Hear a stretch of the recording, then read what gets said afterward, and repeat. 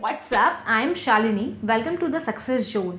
सो guys, यहाँ पे हम डिस्कस करते हैं आपके प्रीवियस ईयर क्वेश्चन जो आपके किसी भी वनडे एग्जाम के लिए काफ़ी इंपॉर्टेंट है। इसमें मिक्स क्वेश्चन होते हैं, एसएससी से रिलेटेड भी क्वेश्चन है, इसमें रेलवे से रिलेटेड भी क्वेश्चन है और भी डिफरेंट एग्जाम से लिए हुए क्वेश्चन हैं। ये सब जो ऑलरेडी आ चुके हैं और जिनके आने के चांसेस ज़्यादा हैं। आप किसी भी वनडे एग्जाम की अगर तैयारी कर रहे हो, इसके लिए ये क्वेश्चन काफ़ी इंपॉर्टेंट है। तो आपको क्या करना है, आपको बस क्वेश्चन देखना है और सोचना है कि इसका आंसर क्या हो सकता है इसका आंसर देखने से पहले, ताकि अगर आपकी गलती होनी होगी तो यहीं पे हो जाएगी, जिससे एग्जाम में गलती होने के चांसेस कम हो जाएंगे। और देखिए, गलती होने के चांसेस जितने कम होंगे उतने ज़्यादा सिलेक्शन के चांसेस आपके बढ़ जाएंगे। तो चलिए सारे क्वेश्चंस को देखिए और आंसर या तो कमेंट सेक्शन में लिखिए या आप किसी कॉपी में लिख सकते हैं आंसर। तो उससे क्या होगा कि आपको वीडियो के एंड में समझ में आ जाएगा कि आपको कितने क्वेश्चन सही हो रहे हैं, कितने गलत हो रहे हैं, ताकि आप एक एनालिसिस कर पाओगे कि कहाँ पे आपकी कमी रह गई है, कौन सा टॉपिक रह गया है जो आपको पढ़ना है अच्छे से, और कौन सा टॉपिक ऐसा है जो आपका अच्छे से तैयार हो गया है। तो अगर कम मार्क्स आए तो घबराना नहीं है और मेहनत करनी है ताकि आपका मार्क्स इंक्रीज हो सके। चलिए आज का पहला क्वेश्चन देखते हैं।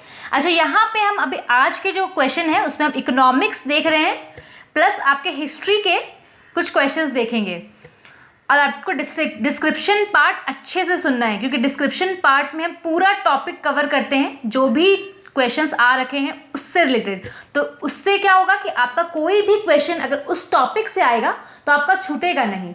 चलिए पहला क्वेश्चन है, dash of an input is defined as the change in output per unit of change in the input when all other inputs are held constant। पहला है marginal product, दूसरा है production function, तीसरा है total product, फिर average product। कहने का मतलब ये है, अगर आपका किसी भी एक यूनिट आप इनपुट में अगर चेंजेस करते हो तो जो आउटपुट में आपका जो चेंज होता है उसको किस चीज़ से दर्शाते हैं, क्या बोलते हैं उसको, आपको ये बताना है। तो आप कमेंट सेक्शन में बताइए, या आप चाहें तो एक कॉपी में भी लिख सकते हैं जो आपके पास है कॉपी। देखिए आपका ऑप्शन आपके पास है, बताइए क्या हो सकता है। एलिमिनेशन मेथड से कोशिश कीजिए इस आंसर को सॉल्व करने की, आप कर पाएंगे। तो चलिए इसका आंसर देखते हैं। देखिए इसका आंसर है मार्जिनल प्रोडक्ट। अब मार्जिनल प्रोडक्ट कैसे हुआ तो ये समझिए। देखिए मार्जिनल का मतलब होता है कि अगर कुछ भी एक्स्ट्रा, मार्जिनल का मतलब हो गया एक यूनिट भी अगर एक्स्ट्रा हो रहा है तो क्या हो गया, मार्जिनल हो गया। और यहाँ पे क्वेश्चन क्या बोल रहा है कि आप मान लीजिए पहले आप 4 इनपुट यूज कर रहे थे तो आपको प्रोडक्शन हो रहा था 8 इनपुट, वही आपने एक इनपुट बढ़ाया, मतलब आप 4 चीजें यूज कर रहे थे लेकिन आपने एक चीज एक्स्ट्रा क्या की, ऐड ऑन कर दी। एक चीज एक्स्ट्रा ऐड ऑन करते ही आपका आपका आउटपुट कितना बढ़ गया, 10 यूनिट। तो कितना इंक्रीज हो गया, 2 यूनिट जो एक्स्ट्रा इनपुट हुआ, जो आपका एक्स्ट्रा आउटपुट जो दो जो है एक्स्ट्रा जो आप प्रोड्यूस कर पा रहे हो उसको क्या बोलेंगे, मार्जिनल। समझ पा रहे हो, तो ये मार्जिनल प्रोडक्ट हो गया। देखिए और सब अगर आप ऑप्शन को देखो तो पहले प्रोडक्शन फंक्शन। प्रोडक्शन फंक्शन में क्या होता है कि टोटल जो नंबर ऑफ आउटपुट जो आप प्रोड्यूस कर सकते हो, मैक्सिमम नंबर ऑफ आउटपुट, मान लीजिए आपको 4 इनपुट दिया हुआ है, इससे जितना भी मैक्सिमम ऑफ आउटपुट प्रोड्यूस कर सकते हो उसको बोलेंगे प्रोडक्शन फंक्शन। तो ये तो कट गया क्योंकि ये मैक्सिमम आउटपुट की बात कर रहा है। इनपुट आपका कांस्टेंट रहेगा, जितना इनपुट आप प्रोड्यूस कर रहे थे उतना ही इनपुट का आप यूज करोगे प्रोडक्शन करने में। टोटल प्रोडक्ट क्या बोलता है, टोटल प्रोडक्ट बोलता है कि आपका कितना प्रोडक्ट टोटल प्रोड्यूस किया है आपना, उसके बारे में बात करता है। एवरेज प्रोडक्ट किसके बारे में बात करते हैं, तो एवरेज, टोटल प्रोडक्ट का अगर आप एवरेज निकाल दोगे तो उसकी बात करता है। तो ये तीनों ऑप्शन ही कट गए, तो ऑप्शन क्या बच गया, मार्जिनल प्रोडक्ट। देखिए इकोनॉमिक्स के सवाल ऐसे होते हैं कि जिसको आप थोड़ा सा अगर दिमाग लगाओगे तो सॉल्व कर लोगे। चलिए नेक्स्ट क्वेश्चन देखते हैं आपका। Which of the following method is not used in determining national income of a country? कौन सा मेथड है जो कि नेशनल इनकम जो है, देश की राष्ट्रीय आय को आपका निर्धारण करने में हेल्प नहीं करता है। पहला ऑप्शन है आपका इनकम मेथड, दूसरा ऑप्शन है प्रोडक्ट मेथड, तीसरा ऑप्शन है एक्सपेंडिचर मेथड और चौथा ऑप्शन है इन्वेस्टमेंट मेथड। तो बताइए क्या हो सकता है इसका आंसर। चारों ऑप्शन है आपके पास। देखिए इसका आंसर है इन्वेस्टमेंट मेथड। जब आप नेशनल इनकम की बात करोगे तो नेशनल इनकम को 3 ही तरीके से कैलकुलेट किया जा सकता है, इनकम मेथड, प्रोडक्ट मेथड और एक्सपेंडिचर मेथड। और इस तीनों मेथड से जब आप आंसर कैलकुलेट करोगे, मतलब जब आप तीनों मेथड से नेशनल इनकम कैलकुलेट करोगे तो आंसर जो होगा वो हमेशा सेम आएगा, हमेशा, कभी भी चेंज नहीं होगा। चलिए तो पहला देखते हैं ऑप्शन इनकम मेथड कैसे कैलकुलेट किया जाता है। देखिए, जब हमने बात की थी फैक्टर ऑफ प्रोडक्शन की, जब फैक्टर ऑफ प्रोडक्शन की क्या क्या चीज़ें आपके प्रोडक्शन में हेल्प करती है, तो 4 चीज़ें, बेसिकली 4 चीज़ें बहुत इंपॉर्टेंट होती है। एक होता है प्रोडक्शन के लिए लेबर, जो भी आप यूज़ कर रहे हो अपना लेबर किसी भी सामान को बनाने के लिए। दूसरा हो गया आपका कैपिटल, जो भी आपका पैसा लग रहा है, देखिए कुछ ना कुछ पूंजी तो लगेगा किसी भी सामान को बनाने के लिए, कुछ भी प्रोड्यूस करने के लिए, तो वो हो गया कैपिटल। लैंड, जहां पर आप चीज़ों को सेटअप कर रहे हो, फैक्ट्री सेटअप कर रहे हो या कोई भी काम करने के लिए कोई जगह तो चाहिए होगी, हवा में तो करोगे नहीं, तो लैंड का भी कुछ कॉस्ट लगेगा। फिर एंटरप्रेन्योरशिप है, देखो एंटरप्रेन्योरशिप की अगर बात करें तो कोई तो बंदा होगा जो इनिशिएटिव लेगा, रिस्क लेगा बेसिकली किसी भी काम को शुरू करने के लिए, तो उसको क्या बोलेंगे, उसको बोलेंगे एंटरप्रेन्योरशिप।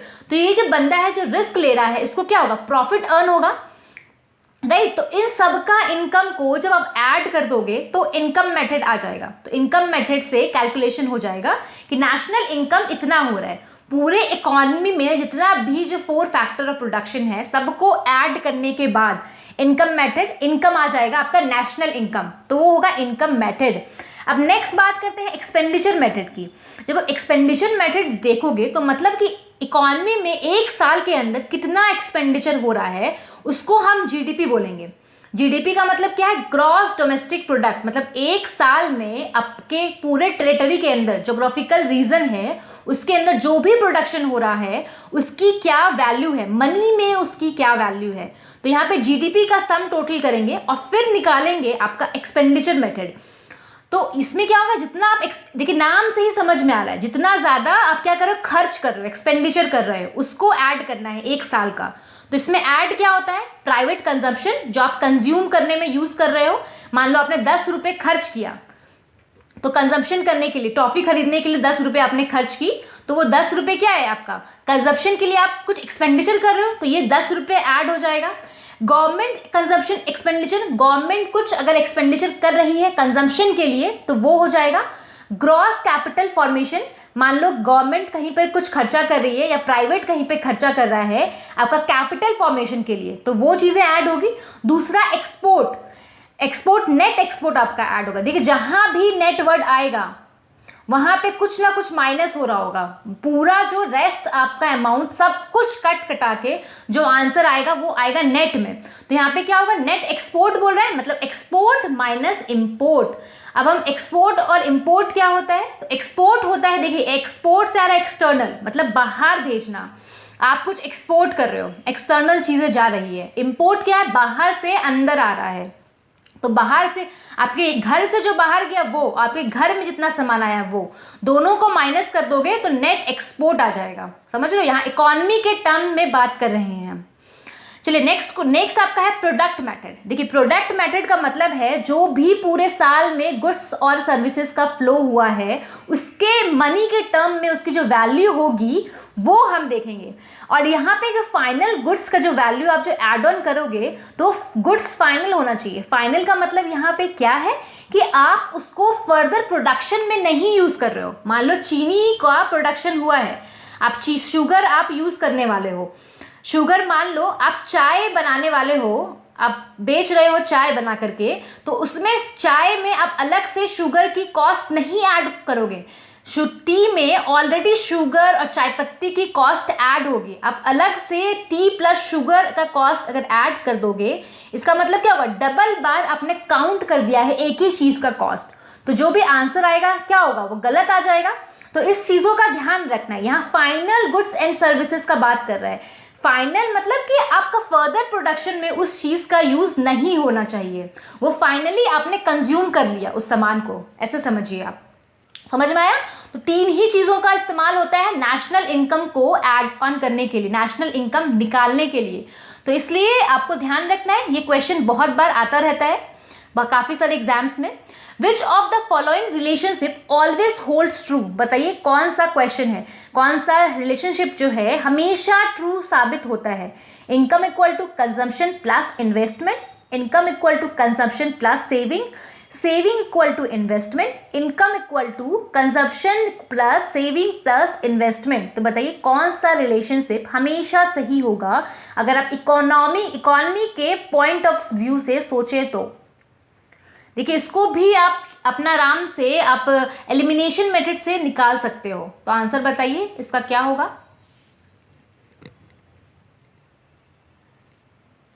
देखिए इसका आंसर है, अगर हम ऐसे देखें इकोनॉमी के पॉइंट ऑफ व्यू से, तो क्या income equal to consumption plus investment होता है। आप जितना पैसे कमाते हो क्या उतना ही कंज्यूम करने में, मतलब किसी चीज़ को आप खाना पीना करने में खर्च कर देते हो या फिर इन्वेस्टमेंट करते हो। दोनों को सम को आप इनकम बोलोगे, आप मतलब कंज्यूम करने में पैसा खर्चा करोगे या फिर कहीं इन्वेस्टमेंट कर दोगे। क्या ये सही है? आप अपने पॉइंट ऑफ व्यू से सोचिए, क्या ये सही है। बहुत कम लोग ऐसे होते हैं जो इन्वेस्टमेंट करते हैं इनिशियल स्टेज में लाइफ के। फिर बात आता है सेविंग इक्वल टू इन्वेस्टमेंट, क्या आप जितना सेव करोगे उतना ही इन्वेस्ट करोगे। ज़रूरी है ऐसा? इकोनॉमी के पॉइंट ऑफ व्यू से बड़े लेवल पे सोचिए, क्या ये ज़रूरी है कि आप जितना सेविंग कर रहे हो उतना ही पैसा इन्वेस्ट कर रहे हो? नहीं है। लॉजिक देखें तो नहीं है। दूसरा है income equal to consumption plus saving plus investment, क्या आप जितना इनकम कर रहे हो उतना कंजम्पशन भी कर रहे हो, सेविंग भी कर रहे हो, प्लस आप इन्वेस्टमेंट कर रहे हो। ये तीनों काम इकोनॉमी में सभी लोग एक साथ कर रहे हैं। क्या ये ट्रू है? तो देखिए ये भी पॉसिबल नहीं है। तो आंसर क्या बच जाता है ये। अगर आप इकोनॉमी की बात करो तो देखने को ये मिलता है कि नॉर्मल लोग थोड़ा सा पैसा कंजम्पशन में खर्च करते हैं, थोड़ा सा पैसा सेव कर लेते हैं। देखिए हर कोई भी अगर 10 रुपया भी कमा रहा है तो उसमें से 1 रुपये वो सेव करता है, चाहे वो 50 पैसे ही सेव करे, लेकिन कुछ तो सेव करता है। तो ये जो ऑप्शन है वो आपका सही हो जाएगा, income equal to consumption plus saving.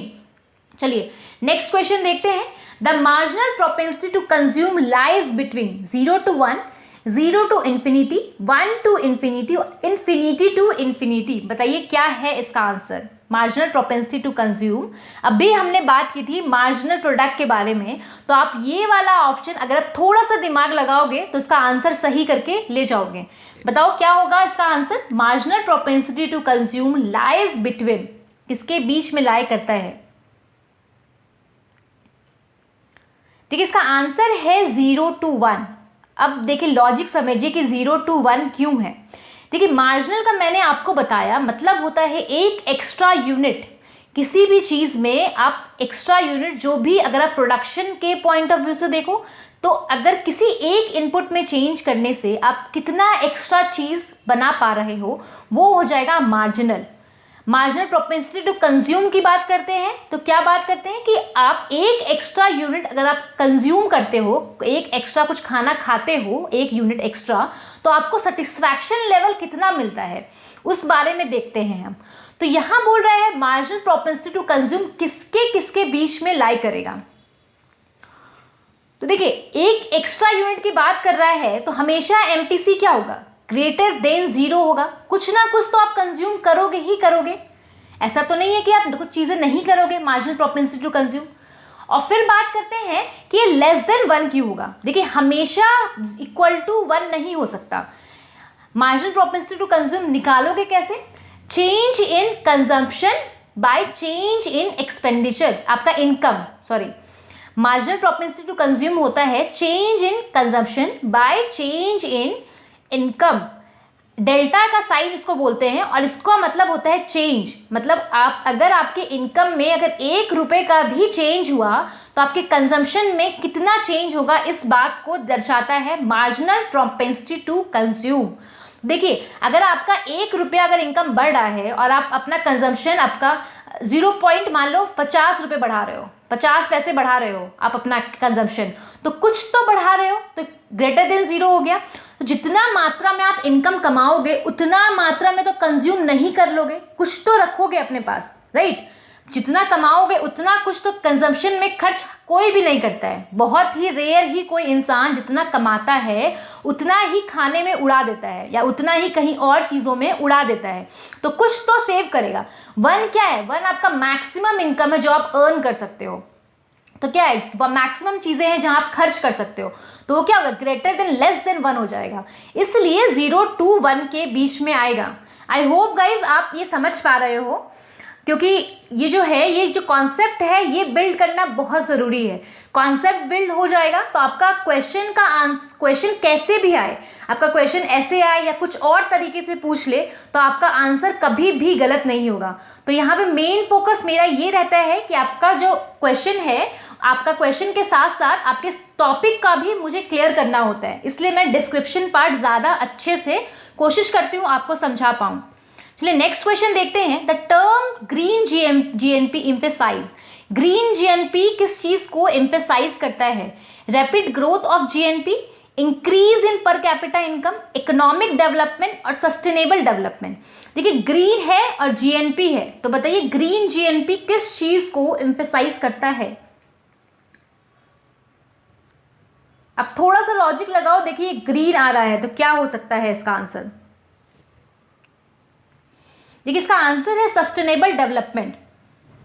अब कैसे होगा सस्टेनेबल डेवलपमेंट? ग्रीन का मतलब क्या हो गया? एनवायरमेंट से रिलेटेड चीजें हो गई। इकोनॉमिक डेवलपमेंट में क्या आप एनवायरमेंट को इतना ज़्यादा, क्या आप उतना प्रेफरेंस दोगे? तो आंसर है नहीं। सिर्फ मनी के टर्म में हम देखेंगे कि इकोनॉमी ग्रो कर रहा है या नहीं कर रहा है। Increase in per capita income क्या एनवायरमेंट को प्रेफरेंस दे रहा है? यहाँ सिर्फ ये देखते हैं कि कितना आपका हर साल कितना पर कैपिटा इनकम इंक्रीज हो रहा है, हर एक बंदा कितना ज़्यादा पैसे कमा पा रहा है। मनी टर्म पे फोकस है। रैपिड ग्रोथ ऑफ जीएनपी मतलब ग्रॉस नेशनल प्रोडक्ट में बहुत ज़्यादा ग्रोथ हो रहा है। अब जीएनपी की बात करें तो बहुत लोग ये सोच रहे होंगे जीएनपी क्या होता है। देखिए जीएनपी क्या होता है, तो जीएनपी होता है आपका एनडीपी माइनस आपके net factor income from abroad. मतलब net factor income from abroad क्या हो गया कि आपके इकॉनमी में कितना बंदा आके कमा रहा है और आपके इकॉनमी से बाहर जाके कितना बंदा अर्न कर रहा है। इन दोनों का जो मनी के टर्म में जो वैल्यू है उसको माइनस कर देंगे। मान लीजिए हमारे यहाँ एक फॉरेनर आके 10 रुपये का वैल्यू का आपका प्रोडक्ट बना रहा है और हमारा ही बंदा बाहर जाके एज ए फॉरेनर काम कर रहा है, वो 20 रुपये के हिसाब से प्रोडक्ट बना रहा है। 20 रुपये वैल्यू है उस प्रोडक्ट का मनी के टर्म में, और यहाँ वाला बंदा का जो बाहर से आया है उसका मनी के टर्म में 10 रुपये वैल्यू है। तो 20 माइनस जब 10 कर देंगे तो net factor income from abroad निकल जाएगा।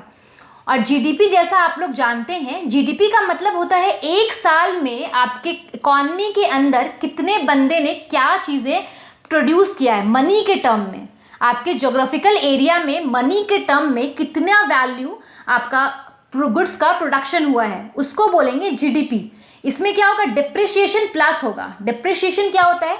ऐसा एसेट जो आप अपने प्रोडक्शन के लिए आप यूज़ करते हो और उस पर जो हर साल कुछ ना कुछ पैसा लगता है उसको मेंटेन करने में।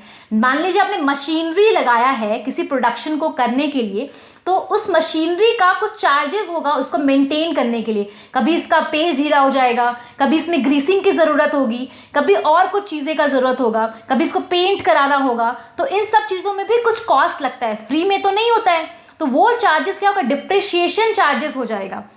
तो वही बोला है जीडीपी में क्या है आपका, जीडीपी में प्लस डिप्रिशिएशन होता है। जहां भी क्रॉस वर्ड आया समझ जाना वहां डिप्रिशिएशन प्लस है, और जहां एन आ गया एनडीपी तो इसमें डिप्रिशिएशन हो जाएगा माइनस। और यहाँ क्या बात कर रहे हैं हम? जीएनपी की। तो देखिए जीडीपी और जीएनपी देखें तो क्या है? जी कट गया, पी कट गया, मतलब डी है और एन है। सिर्फ ग्रॉस नेशनल प्रोडक्ट और ग्रॉस डोमेस्टिक प्रोडक्ट, यहाँ नेशनल की बात कर रहे हैं या डोमेस्टिक की बात कर रहे हैं, घरेलू की बात कर रहे हैं, यहाँ नेशनल पूरा होल देख रहे हैं हम। तो यहाँ पे कुछ नहीं करना है आपको, क्या करना है? जीएनपी में जीएनपी हो जाएगा GDP minus GDP plus net factor income from abroad. इसमें जो भी बंदा बाहर से हमारे घर आया है, हमारा बंदा बाहर गया, उसका पैसा माइनस करके वो हो जाएगा। समझ पा रहे हो आप इसमें? और जीडीपी में क्या होता है, डेप्रिसिएशन ऐड होता है, और इसमें कोई फर्क नहीं पड़ता आपके इकोनॉमी में कौन सा बंदा कितना पैसा कमा रहा है, फॉरेनर आके क्या मनी टर्म में प्रोडक्शन कर रहा है, सबका कॉस्ट ऐड होगा। इसको इतना ही मतलब है कि हमारे इकोनॉमी के अंदर कितना बंदा कितना प्रोडक्शन कर रहा है और मनी टर्म में प्रोडक्शन कर रहा है बेसिकली। तो बस यही चीज़ें देखता है जीडीपी, मतलब बाहर अगर हमारा बंदा जा रहा है कुछ प्रोडक्शन करने के लिए तो उस चीज़ को नहीं देखेगा। तो आप समझ पा रहे हो जीडीपी का कॉन्सेप्ट? देखिए मेरा मेन मोटो था कि आपको जीडीपी और जीएनपी का कॉन्सेप्ट आपको समझा दूं, क्योंकि ये इसमें है मैक्सिमम जो लोग हैं कंफ्यूज होते हैं, जीडीपी क्या होता है, जीएनपी क्या होता है, एनडीपी क्या होता है। और वही बात करोगे आप एनएनपी की, सॉरी जीएनपी की, अब हम बात करें तो वही बात करेंगे मैं एनएनपी की। देखिए कुछ नहीं होगा, जहां पे नेट नेशनल प्रोडक्ट, जहां पे एन लगा मतलब क्या हो गया, डेप्रिसिएशन, वहां पे माइनस, तो कुछ नहीं, जीएनपी माइनस डेप्रिसिएशन आपका क्या हो जाएगा, एनएनपी। समझ रहे हो आप? चलिए, तो वही है सस्टेनेबल प्रोडक्ट, जो सस्टेनेबल डेवलपमेंट की जब बात करें तो क्या हुआ था, जब अपना प्रोडक्शन करना शुरू किया था, इकोनॉमी जब खोल दिया गया था, बाहर से भी लोग आ रहे थे प्रोडक्शन करने के लिए, तो लोगों ने ध्यान देना छोड़ दिया था कि इन्वायरमेंट को कितना डिग्रेड कर रहे हैं, इन्वायरमेंट को कितना डिस्ट्रॉय कर रहे हैं प्रोडक्शन करने में। तो क्या किया इन लोगों ने, बस इसी टर्म में, मनी के टर्म, बस वैल्यू को आपका कैलकुलेट करना शुरू कर दिया कि जीडीपी का मतलब क्या हो गया, मनी के टर्म में जितना चीज भी आप प्रोड्यूस कर पा रहे हो उतना आपका क्या हो रहा है, इकोनॉमी उतना ग्रोथ हो रहा है।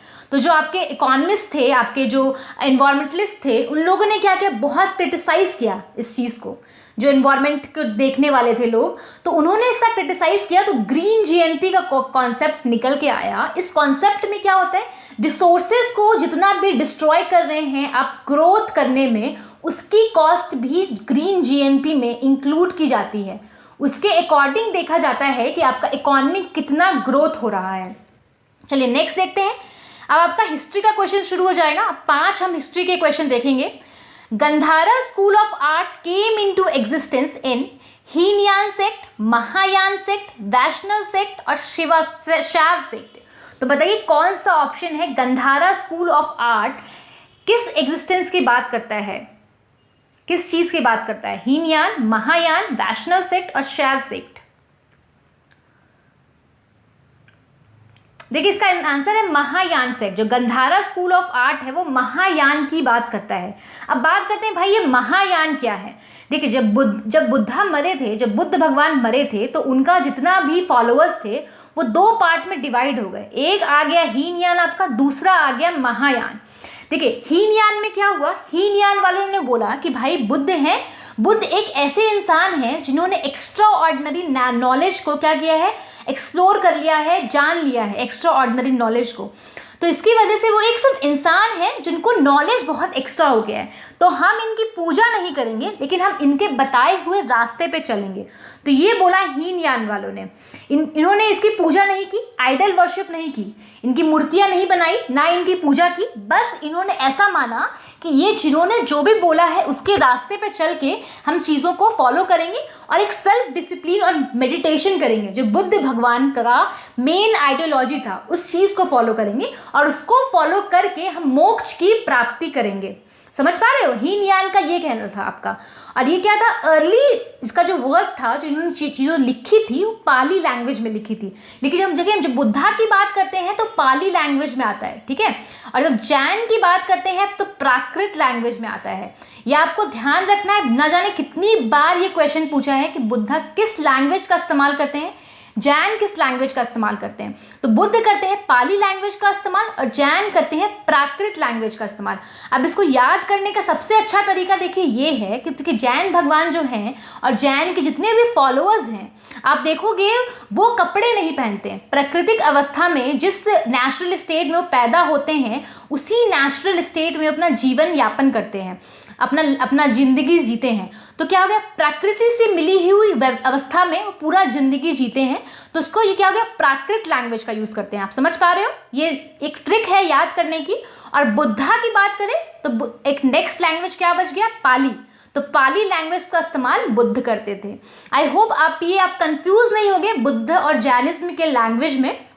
तो ये हो गया आपके हीनयान की बात। देखिए अब हम बात करते हैं, अगर महायान, आपके हीनयान हो गया।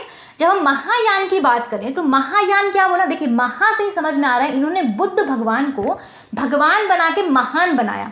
इन्होंने बोला बुद्ध एक भगवान का प्रतीक है, हम बुद्ध की पूजा करेंगे। तो इन्होंने क्या किया, बुद्ध की आइडियल वर्शिप करना शुरू कर दिया, मूर्ति पूजा करना शुरू कर दिया। देखिए महान से ही समझ में आ रहा है कि उनको महान बनाया गया। हीन क्या है, मनुष्य के अंदर हीन भावना होती है। अगर किसी व्यक्ति में देखें तो गुड भी चीज़ होती है, कुछ बैड चीज़ भी होती है, कुछ अच्छी और बुरी आदतें होती है, तो हीन भावना भी होता है। तो मनुष्य, तो हीन से मनुष्य आपको याद रखना है, और महा से महान याद रखना है। महान किसको बनाएंगे, उसकी पूजा करेंगे जिसको महान बनाएंगे। तो बुद्ध के हेवनलीनेस नेचर पे इन लोगों ने फोकस किया, आइडियल वर्शिप किया। अर्ली टेक्स्ट जो लिखा हुआ था किस लैंग्वेज में, संस्कृत लैंग्वेज में अर्ली टेक्स्ट को लिखा इन लोगों ने। संस्कृत लैंग्वेज की अगर आप बात करो तो देखिए जब हम किसकी बात करते हैं, ब्राह्मण की बात करते हैं। ब्राह्मण खुद को महान मानते थे। जब हमने आप हिस्ट्री के कुछ लेक्चर्स अगर आपको देखने हैं तो आप मेरा चैनल फॉलो कर सकते हो, बंसल ट्यूटोरियल। वहाँ हमने हिस्ट्री काफ़ी अच्छे से पढ़ा है। तो आप वहाँ से, अगर आप किसी यूपीएससी की तैयारी कर रहे हो, किसी पीसीएस की तैयारी कर रहे हो, तो आप यहाँ से हिस्ट्री को फॉलो कर लेना।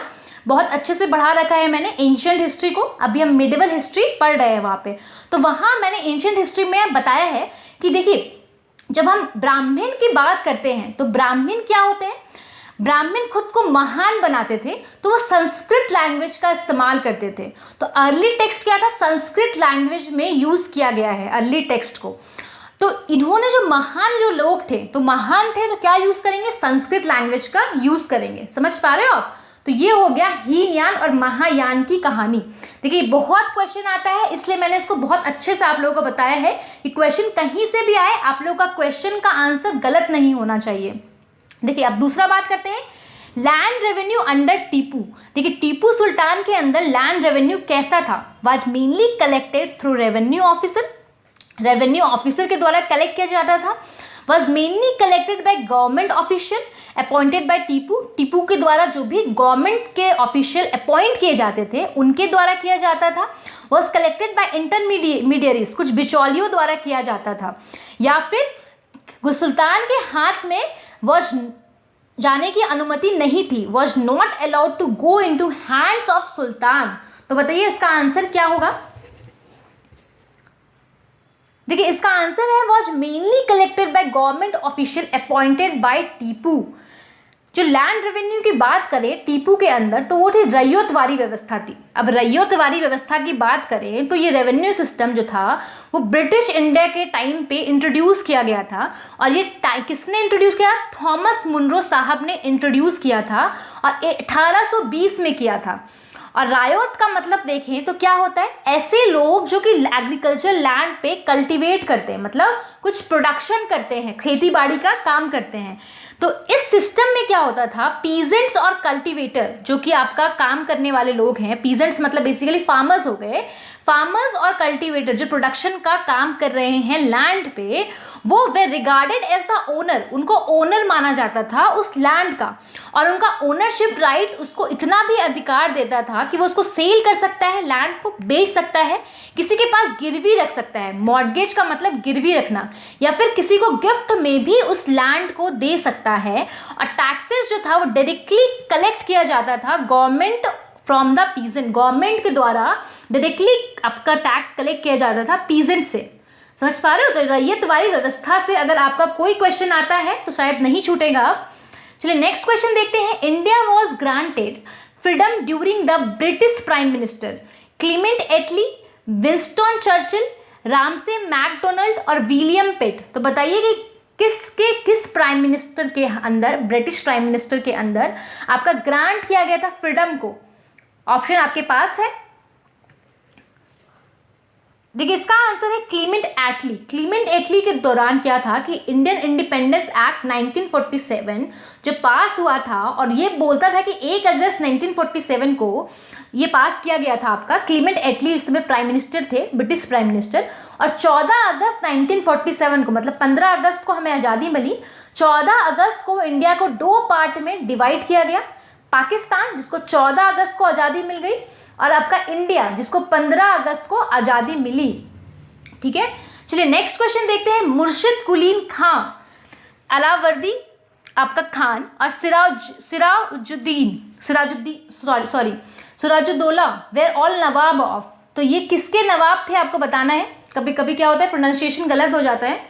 चलिए बताइए, लखनऊ, वाराणसी, हैदराबाद और बंगाल। तो मुर्शिद कुली खां जो थे, और आपके अलावर्दी खां और सिराजुद्दौला जो थे, वो कहाँ के नवाब थे। देखिए इसका आंसर है आपके नवाब ऑफ बंगाल। ये सब आपके बंगाल के नवाब थे। आज का आखिरी सवाल है, who got the Gita translated into Persian. तो बताइए गीता को किसने पर्शियन भाषा में ट्रांसलेट किया। देखिए उस समय अगर मिडिवल हिस्ट्री की बात करें तो मिडिवल हिस्ट्री का जो मेन सोर्स है वो टेक्स्ट है। उस समय क्या था कि बहुत ज़्यादा कि लोग लिखने लगे थे, उनके पास बुक्स बहुत ज़्यादा, मतलब पेपर जो है वो सस्ता मिलने लगा था, तो लोग पेपर का इस्तेमाल ज़्यादा करने लगे थे। तो मिडिवल जब हिस्ट्री आप जब पढ़ोगे तो टेक्सचुअल जो चीज़ें हैं, जो आपकी लिखी हुई चीज़ें, वो मेन सोर्स है जो मिडिवल हिस्ट्री के बारे में हमें कुछ इन्फॉर्मेशन देता है। तो उस समय काफ़ी सारे स्कॉलर्स आए, काफ़ी सारे ऑथर्स आए, उन्होंने क्या किया, हिंदी लैंग्वेज में जो चीज़ें थी उसको अपनी भाषा में चेंज करने का, लिखने का कोशिश किया और लिखा। तो इसी तरह से गीता को ट्रांसलेट किया गया पर्शियन भाषा में। तो किसके द्वारा किया गया था। देखिए दारा शिकोह के द्वारा किया गया था गीता को ट्रांसलेट पर्शियन भाषा में। तो आई होप गाइज आपने ये वीडियो एंजॉय किया होगा। आप ज़रूर कमेंट सेक्शन में बताना कि आपको ये वीडियो कैसा लगा है, और लाइक ज़रूर किया करो अगर कोई वीडियो अच्छा लगता है तो, क्योंकि वीडियो को लाइक करते हो तो काफ़ी अच्छा लगता है, ऐसा लगता है कि आपको चीज़ें समझ आ रही है, चीज़ें राइट डायरेक्शन पे चल रही है। और वीडियो अगर पसंद नहीं आ रहा है तो आप फीडबैक ज़रूर दो कि क्या चीज़ें आपको पसंद नहीं आ रही है, आप चाहते हो चेंज करवाना तो उसको चेंज किया जाएगा, कुछ चीज़ें ऐड करवाना चाहते हो तो वो भी ऐड हो जाएगी। आप ज़रूर कमेंट सेक्शन में फीडबैक देते रहा करो, क्योंकि फीडबैक क्या करता है, चीज़ों को इम्प्रूव करने में हेल्प करता है किसी को भी। So guys thank you so much. फिर मिलेंगे एक नए क्वेश्चंस के साथ।